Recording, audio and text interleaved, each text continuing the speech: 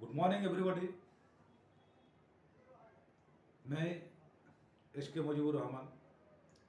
इससे पहले आप सबको कम्युनिकेशन या संवाद या भाषा के बारे में पार्ट वन में हमारा क्षुद्रज्ञान में थोड़ा बहुत कुछ बताया था। तो पार्ट वन में हमने कम्युनिकेशन का कैसे उत्पत्ति और उसका परिभाषाएं और किन किन बातों पर वो निर्भर करता है और कम्युनिकेशन के प्रकार और एक छोटी सी चार्ट के माध्यम से पूरा कम्युनिकेशन कैसे पूरा होता है ये जानकारी दी थी। तो कम्युनिकेशन पार्ट टू में आप सबको कम्युनिकेशन में कैसे कैसे बाधाएं आती है, रुकावट आती है, उसके बारे में थोड़ा जानकारी दूंगा और कम्युनिकेशन स्किल को बेहतर करने के लिए हमारे को क्या क्या करना पड़ेगा ये भी थोड़ा बहुत बताएंगे। तो चलिए इस क्लास में थोड़ा ये बताने की कोशिश कर रहा हूँ, लेकिन दूसरी ओर थोड़ा ध्यानपूर्वक सुनिएगा क्योंकि हमारा ये जो विषय है, सब्जेक्ट है, ये थोड़ा सा हट के अलग टाइप का है, जो कि हमारे मन के साथ, अपना इंद्रिय के साथ एक जुड़ा हुआ है। अगर हम थोड़ा जो बोलेंगे उसको अगर ध्यानपूर्वक ना सुनेंगे तो समझने में या थोड़ा क्रिटिकल हो जाएगा। कहने का मतलब एक ही भाषा का कभी कभी दो मतलब होता है, तीन मतलब होता है, तो थोड़ा ध्यानपूर्वक सुनने से कम्युनिकेशन अच्छा रहेगा। तो चलिए चलते हैं। तो कम्युनिकेशन की बाधाएं, जब हम इससे पहले आपको जो बताया था चार्ट के माध्यम में, ये संदेश या मैसेज, इन्फॉर्मेशन, आइडिया अगर हमें मिल गया, वो सोर्स की बस रहता है। सोर्स क्या करता है, इनकोडिंग करके चैनल के माध्यम में और थोड़ा सा अच्छा सा डिकोडिंग करके रिसीवर को पहुंचाता है और रिसीवर उसी रास्ता से फीडबैक के द्वारा फिर दोबारा सोर्स के पास ले जाता है। हाँ, मैसेज मेरे को पूरा हो गया, क्लियर हो गया, तब तो जाके मैसेज पूरा हो गया। लेकिन ये सारे प्रक्रिया के बीच में एक डिस्टर्बेंस आता है। डिस्टर्बेंस क्या है, जैसे मैसेज जो इन्फॉर्मेशन आइडिया हमें मिल गया, तो मिलने के बाद सोर्स उसको अच्छी तरह से इनकोडिंग नहीं भी कर पाता है, या इनकोडिंग नहीं होना, उसी तरह से उसको ढालने के बाद लिखित में या लेटर आदि या ईमेल जरिए जैसे लिखता है, उसको अगर इधर उधर करके लिख दिया तो वो मैसेज पूरा नहीं होता है। दूसरी ओर फिर उसको इनकोडिंग के बाद चैनल चैनल के माध्यम में अगर भेजेगा, कोई अगर बाई ट्रांसपोर्ट भेजता है, कोई टेलीफोन द्वारा भेजता है, या कोई ऐसे मास सोशल मीडिया की तरफ भेजता है, तो उसमें अगर कुछ कमी है, उस चैनल में भी कमी हो सकता है, इसीलिए मैसेज को रुकावट आ जाता है। दूसरी तीसरी एक और होता है डिकोडिंग। डिकोडिंग मतलब मैसेज को और सरल तरीके से बांटना, जैसे डेमो देख कर, कलर कर कर, या ऐसे हम लोग कोई भी कभी कभी जो रेडियो, टीवी, मोबाइल, इसमें सुनते भी हैं, देखते भी हैं।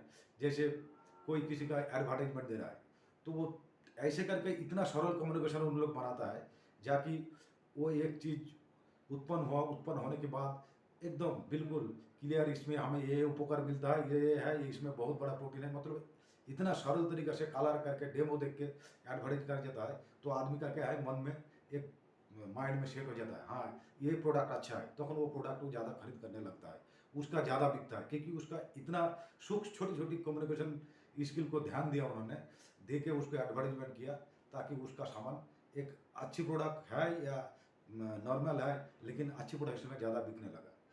तो ये सारी चीज़ें भी एक कम्युनिकेशन का एक पार्ट है। तो वैसे डिकोडिंग नहीं कर पाता, या रिसीवर की जो जिसके पास मैसेज या कम्युनिकेशन मिलेगा, उन सब की, उन लोगों की क्या उनकी मानसिक हालत ठीक ना होना, ये भी एक कम्युनिकेशन का बहुत बड़ा बाधा है। ये सारे बाधाएं को हम लोग क्या बोलते हैं, डिस्टर्बेंस। तो इसी डिस्टर्बेंस को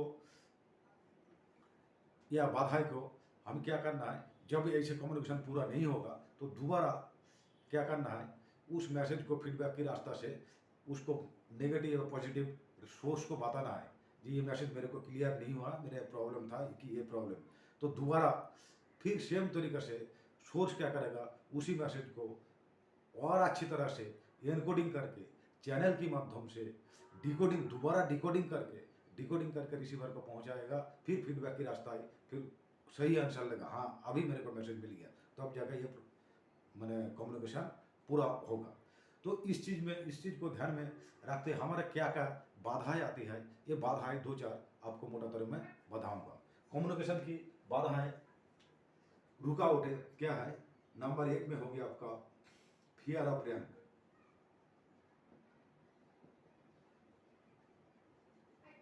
फियर ऑफ रैंक एक बहुत बड़ी बाधा है। फियर ऑफ रैंक एक किसी भी तरह शब्द ले ले, फियर ऑफ रैंक ऐसे भी होता है जैसे कि कोई सीनियर जूनियर या कोई ऊपर वाला बॉस कोई हमें आदेश दिया या बोला जी ये चीज़, एक उनका सुपरवाइजर या लीडर या उनके नीचे वाला जो एडमिनिस्ट्रेटिव उनको बताया, कल जैसे इंडस्ट्रियल लेवल में पकड़ लीजिए, तो इंडस्ट्रियल लेवल में क्या हो गया, उसमें गेट टुगेदर एक मीटिंग है, गेट टुगेदर मीट है, तो लोकेशन भी बता दिया, लेकिन किसी कारणवश तो उसका टाइमिंग बताना है, उसका और बता भी दिया, लेकिन इसका माइंड में नहीं आया, तो क्या किया, गेट टुगेदर मीटिंग है उनके कम्युनिटी हॉल में या लर्निंग हॉल में, ऐसे कुछ बोल दिया, ठीक है। एक बार वो उनकी जो सबऑर्डिनेट है और नीचे जो काम कर रहा है ऑर्गेनाइजेशन में, तो उसको अगर वो मैसेज पास करना होता है, तो जब वो पास करेगा तो ये क्लियर कट नहीं किया जी कितने बजे है, वो टाइमिंग उसको पता नहीं है, लेकिन वो कभी कभी क्या करता है, वो बॉस है इसीलिए उसको मतलब स्टेज में आ जाता है, मैं दोबारा कैसे क्लियर करूँ, दोबारा क्या करूँ, तो दोबारा अगर क्लियर नहीं कर पाता तो ये भी एक बाधा होता है। तो फिर वो उस मैसेज को थोड़ा सा इनकोडिंग डिकोडिंग करके कल लर्निंग रूम में या अपना कम्युनिटी हॉल में कल गेट मीटिंग है, लेकिन मैं टाइमिंग थोड़ा बाद में बताऊंगा, या कभी कभी भूल जाता है, तो इसमें क्या होता है, जो जिसको उस ऑर्गेनाइजेशन मैसेज मिल गया, मिलने के बाद उसको थोड़ा लाइटली लगा, हल्का में लगा, या टाइमिंग तो अभी नहीं बताया, ठीक है चलो थोड़ी देर बाद जाते हैं, कोई तैयार भी हो जाएगा, बैठा रहेगा, मतलब काफ़ी सारे उसकी वजह से छोटी सी वजह से प्रॉब्लम हो जाएगा। अगर वो मैसेज दोबारा वो क्लियर करना होता अपना सीनियर या बॉस से, जी सब तो बता दिया, लेकिन टाइमिंग थोड़ा सा पार्ट ऑन हमको कितना बजे है ये मिलने से थोड़ा और क्लियर होना था, तो ताकि वो सीनियर उसको बोल भी देना था। कभी कभी जूनियर और सीनियर के बीच में काफ़ी कम्युनिकेशन गैप रहता है। कम्युनिकेशन गैप मीन्स जैसे कि अभी हम काम एक ही ऑर्गेनाइजेशन में काम कर रहा है, लेकिन सब कुछ चल रहा है, उनके लेटर आदि पूरा नॉन वर्बल नॉन वोकल को मैंने माध्यम से सारे मैसेज सीनियर को ही पता है कि हमारे ऑर्गेनाइजेशन में ऐसे करके काज चल रहा है, इस रास्ता से ये अच्छा डेवलप हो रहा है, लेकिन बातों पर जो जूनियर और सीनियर के बीच में बातचीत आमने सामने वर्बल वोकल का कम होता है। तो ये भी एक वजह है, जब भी वो मैसेज अचानक देते रहेगा तो कोई ना कुछ अगर छूट जाता है तो तुरंत उससे क्लियर करना सबके लिए कठिन होता है, मतलब हाँ कैसे मैं क्लियर करूँ, क्या बोलूँ वो मेरा सीनियर है, ये तो एक तरह की हो गया। दूसरी तरफ फियर ऑफ रैंक और भी है, जैसे फियर ऑफ रैंक आप कोई कंपटीशन एग्जाम में बैठ रहा है या कंपटीशन कोई गेम में है, तो आपका जो जो बड़े रैंक है उनको कैसे आप इम्प्रेस करो, उनको मतलब उनको मैं क्रॉस करूँ कैसे, मैं भी एक पार्टिसिपेटर हूँ, लेकिन अभी मैं उसको उन तक पहुँचूँ कैसे, तो ऐसे करके हम ज़्यादा कभी कभी स्ट्रेस लेते हैं, तो वही स्ट्रेस लेके जो हमारा असली गोल है वो गोल में पहुँच नहीं पाते, वो ऊंचाई जाने की वजह से और भी नीचे आ जाते हैं। तो इसलिए वैसे स्ट्रेस भी नहीं लेना चाहिए, अपने क्षमता के अनुसार रिलैक्सेशन करके जो काम करेगा वो ठीक होगा। लेकिन हम क्या करते हैं, कभी कभी ऐसे फियर ऑफ रैंक की वजह से हमने ज़्यादा स्ट्रेस लेके भी कभी हो जाता है। तो ये हो गया एक फियर ऑफ रैंक। फिर आपका आ गया 2 वर्ड लैंग्वेज या वर्ड। लैंग्वेज वर्ड ये भी एक महत्वपूर्ण है। लैंग्वेज वर्ड क्या होता है, जो एक ही भाषा का 2 मतलब होता है, अलग अलग क्षेत्रों में अलग अलग, इसमें जैसे हिंदी बंगाली तमिल अलग अलग, जिसमें एक ही चीज़ को हम दूसरा नाम पे जाते हैं। कोई अगर एक चीज़ को हम अच्छा भी बोले तो वो चीज़ दूसरे को ऐसे लगेगा, दूसरे भाषा लगे लाएगा, वो कोई हमको गाली दे रहा है या हमारे ऊपर कुछ इशारा कर रहा है या गलत ये कर रहा है। तो ये जो सारे कम्युनिकेशन गैप मैंने ये है भाषा है, तो एक ही वर्ड का 2-3-4 तरह का भाषा मैंने उसका मीनिंग्स आ जाता है। तो इसकी वजह से भी जो समझने वाला, हमें अच्छा के लिए एक भाषा अगर बोल दिया जो इस चीज़ से ये चीज़ होना है। जैसे कि कभी कभी एज पर मैंने एक मैंने उदाहरण की तरफ है, हमने कभी एक चीज़ को, जो हमारा बंगाली में क्या बोलता है, जो एक ही भाषा में अगर मैं कुछ कम्युनिकेशन या कुछ बात कर रहा हूँ, तो उसी भाषा को अपने अपने समाज के अनुसार वो अलग अलग हिसाब से वो अपना मीनिंग करके अपने ऊपर ले लेता है। तो इसलिए ये भी एक कम्युनिकेशन का बहुत बड़ा बाधा है। फिर तीसरी आ गया लैक ऑफ कॉन्सेंट्रेशन।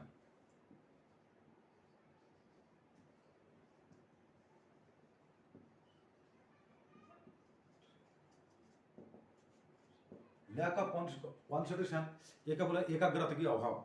एकाग्रता का अभाव ऐसे है, अगर ऐसे ऐसे कोई इंसान आदमी अगर उस पर बैठा भी रहेगा तो उनके सामने कोई बंदा चला गया, फिर पीछे से आके थर्ड पार्टी कोई पूछ रहा है उसके नाम लेके, जो उसको आप जाते हुए देखा, तो वो उन्होंने बोला ना हम तो नहीं देखा, लेकिन गया उधर से, क्योंकि उसकी जो सुनने का या देखने का ये जो कॉन्साइन माइंड, ये क्रिएटिव थिंकिंग वर्क कहीं सोच रहा था, तो उनकी आंखों के सामने जाते हुए भी वो इधर ध्यान नहीं दे पाए। तो ये कभी भी हो जाता है, ये विभिन्न कारण में होता है। लैक ऑफ कॉन्सेंट्रेशन मैंने उसका ऐसे कुछ दवा या मेडिसिन लिया तो उसको शरीर में साइड इफेक्ट हो रहा है, तो वो एकदम इम्प्रेस होकर उसका दिमाग झूम रहा है, उस सामने से भैया तो उतना ध्यान नहीं दिया। ये भी हो सकता है उसका ज़्यादा काफ़ी स्ट्रेस भी हो सकता है, तो स्ट्रेस की वजह से जिस वजह से हो रहा है तो पूरा दिमाग उधर ही है, तो सामने से कोई आ रहा जा रहा है, क्या हो रहा है, ये भी कभी कभी एनवायरमेंटल भी होता है। जैसे काफ़ी नॉइजी हो गया, आवाज़ें हो रहा है इधर उधर, जैसे मैं अभी बात कर रहा हूँ, आप लोगों को पढ़ा रहा हूँ, अगर साइड में कोई आवाज़ वगैरह आएगा तो मैं अगर कुछ बात बोलूँगा भी तो उसमें पूरा बात आप सुन नहीं पाओगे, उसमें कुछ ना कुछ छूट जाएगा। तो इसी तरह वो मैंने लैक ऑफ कॉन्सेंट्रेशन ऐसे हो जाता है, तो ये भी एक बड़े बाधा है कम्युनिकेशन में। फिर आपका आ गया frame of reference. Frame of reference,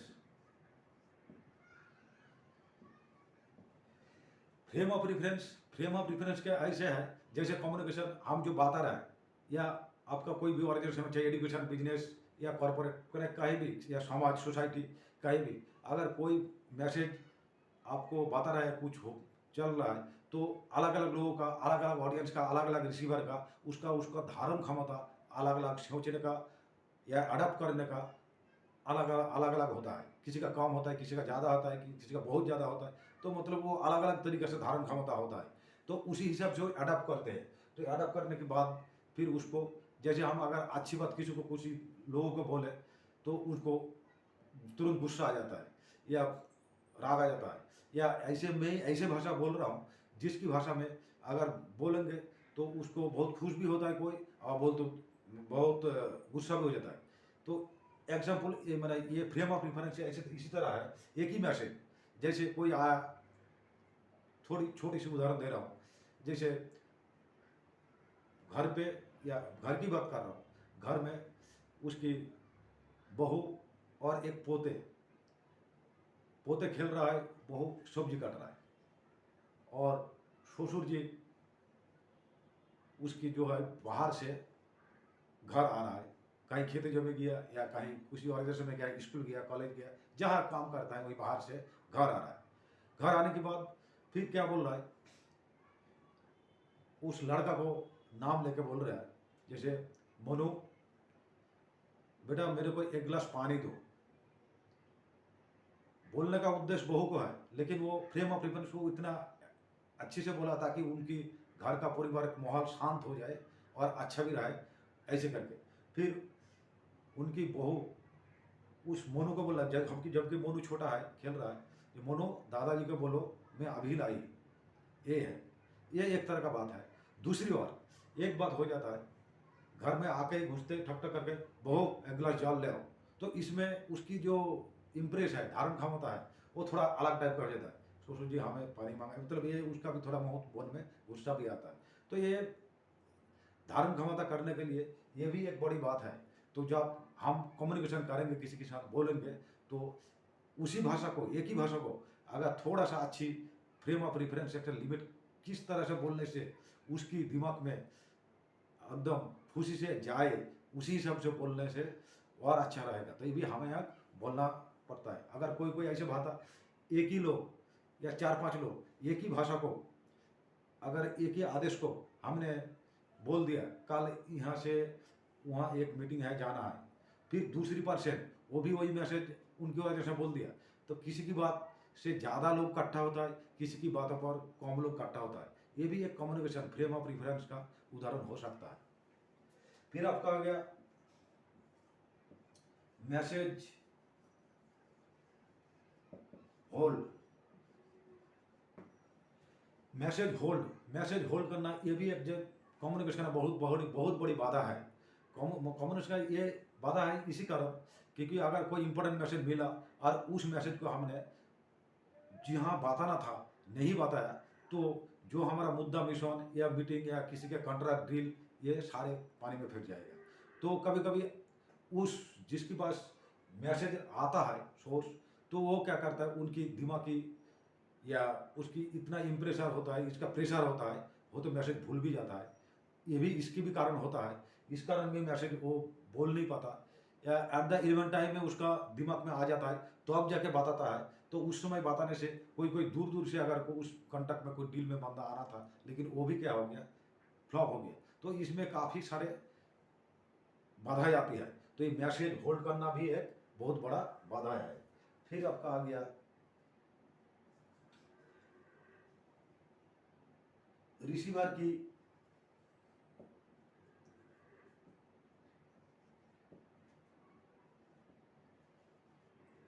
मानसिक हालात ठीक ना होना।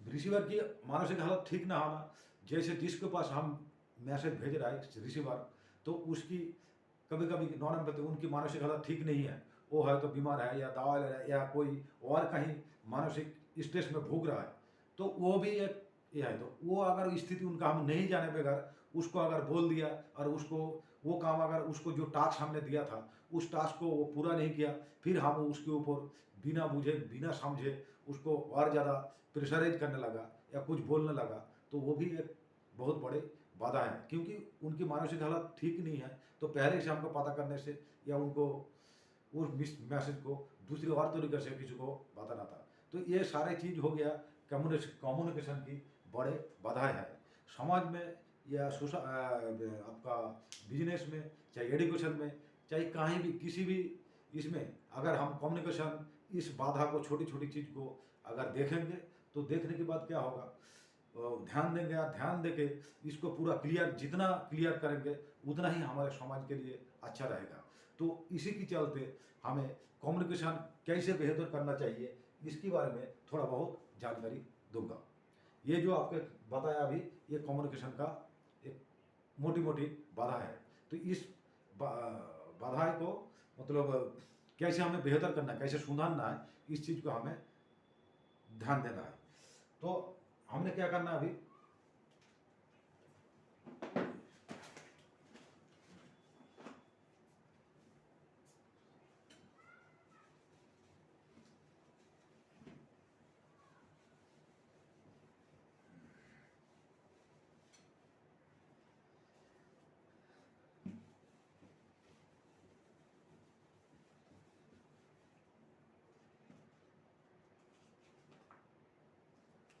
जैसे सरल भाषा का इस्तेमाल करना।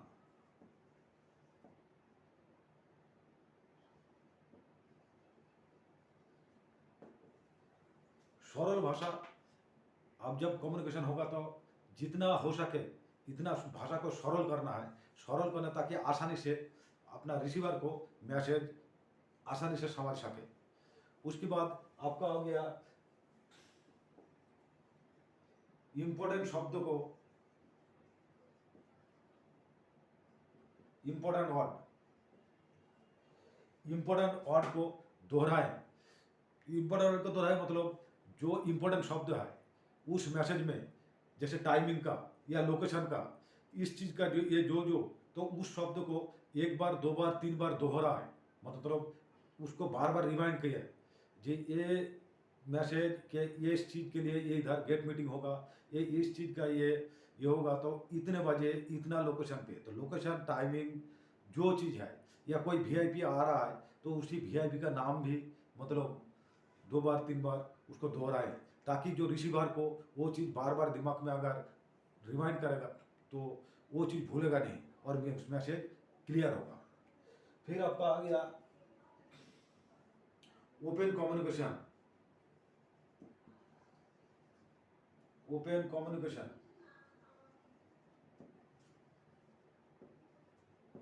ओपन कम्युनिकेशन ये एक बहुत बड़ा एक अच्छा चीज़ है। ओपन कम्युनिकेशन ऐसे बोलता है जो खुला वार्तालाप करे, कोई भी ऑर्गेनाइजेशन, सोसाइटी, बिजनेस पर्पस या कहीं भी अगर ओपन सीनियर और जूनियर के बीच जो एक कम्युनिकेशन गैप रहता है, तो बीच बीच में वीकली, तो उसके बाद आपका हर मंथली कोई भी एक गेट मीटिंग रखना चाहिए, जिस गेट मीटिंग में जूनियर और सीनियर एक बीच में जब ओपन खुला वार्तालाप करेगा, खुला वार्तालाप करने से उस माहौल का, उस ऑर्गेनाइजेशन का एक दूसरे से थोड़ा बातचीत का लेन देन होता है, जो लेन देन जो नीचे वाला का भी जो एक वर्कर कहीं कॉर्पोरेट में है, तो उसका वर्कर भी एक साहब के साथ या एक अपना लीडर के साथ उसका जो बातचीत होगा, कम्युनिकेट होगा, तो उसमें उनका परेशानी ये कभी कभी जो चैनल है जिसके माध्यम से काम चल रहा है सुचारू रूप से, तो वो डायरेक्टली बात होता है, तो उसमें काफ़ी परेशानियाँ दूर हो जाती है और ये इसका भी एक साहस भी बढ़ता है। हाँ, हम अपना सीनियर से बात किया, तो उसमें क्या है, वो उनके मन की बात एक्सप्रेस से मतलब एकदम दिल खोल के बात करेगा और उसका काउंसलिंग भी एक तरह मोटा तरह का हो जाएगा।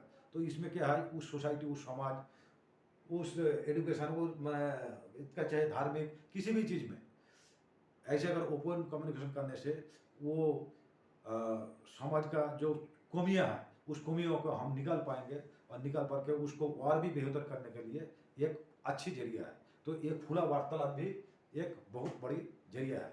फिर बोलता है नॉलेज।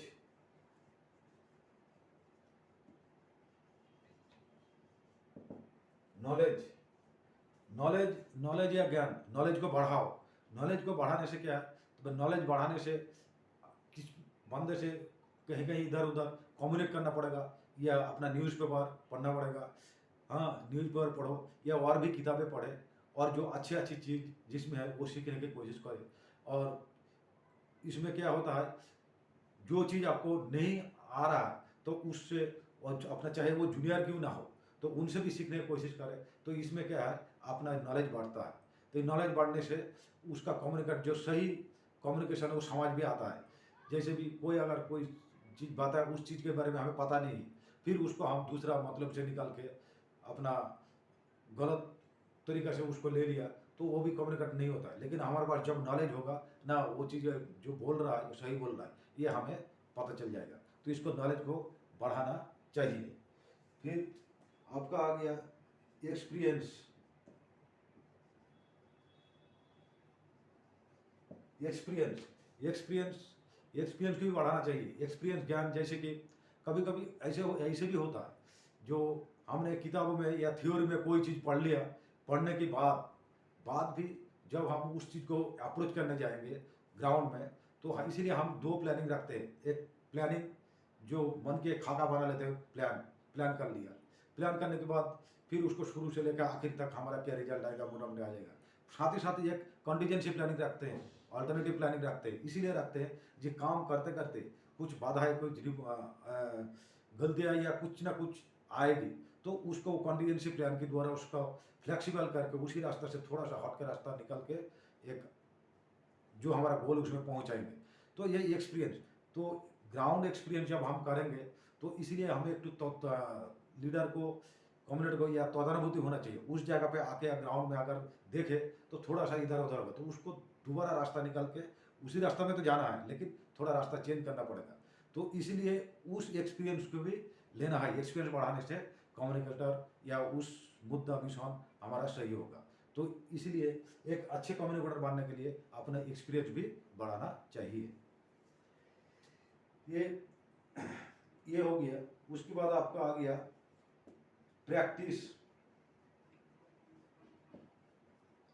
प्रैक्टिस माने कम्युनिकेशन को बढ़ाने के लिए ये सारे चीज़ को हमारे को लगातार प्रैक्टिस करना चाहिए। यानी कि हम एक दिन सुन लिया ये कर लिया, नहीं, हमको डेली न्यूज पढ़ना पड़ा चाहिए। और डेली जो चीज़ हमको जानने आकांक्षा हो रहा है या कोई भी मैसेज आ रहा है, जो चीज़ हमें समझ में नहीं आ रहा उसको क्लियर करने के लिए, तो या 10 लोगों के बीच हमें बोलने का, जैसे बोल रहा हूँ इसी बोलने का प्रैक्टिस भी करना चाहिए। तो इसमें क्या है, बोलने से ये हमारा गलबिल ये खुल जाता है। तो ये लगातार जब हम बोलेंगे या कुछ पढ़ेंगे और अच्छा चीज़ लिखेंगे, तो ये इसे प्रैक्टिस करते करते तो हमारा कम्युनिकेशन स्किल और बेहतर हो गया। ये मोटा तौर पे और भी बहुत सारे हैं, लेकिन हमारा खुद में जितना बताना होता है बताया। तो और भी ये जो सारे चीज़ है, ये अगर हम थोड़ा बहुत हम फॉलो करें और हमारा कम्युनिकेशन स्किल को बढ़ाने की कोशिश करें, तो इसमें क्या होगा, हमारा एक छोटा सा समाज से लेके अपना देश और बेहतर डेवलप की ओर जाएगा। और सही कम्युनिकेशन, सही चीज़ जो है हमारे जो एक देशेर स्ट्रक्चर स्थिति को और अच्छा मजबूत बनाता है। और उसी मजबूती के अनुसार हमारा देश बाहर के देशों के अंदर एक गिने चुने में एक होगा। तो इसीलिए इसी कॉमन अच्छी किसी ऑर्गेनाइजेशन की समाज का है, जो भी एक लीडर या सुपरवाइजर है, जो मेन जो काम कर रहा है, वो अगर एक अच्छी कम्युनिटर बन के हम उसी अनुसार उसी ऑर्गेनाइजेशन को सुचारू रूप से चलाने की एक अच्छा उपाय निकाले, तो उनका साबुर्दे भी खुश रहेगा और देश का तरक्की भी होगा। तो इसी क्लास में इतना ही। जय हिंद, जय भारत।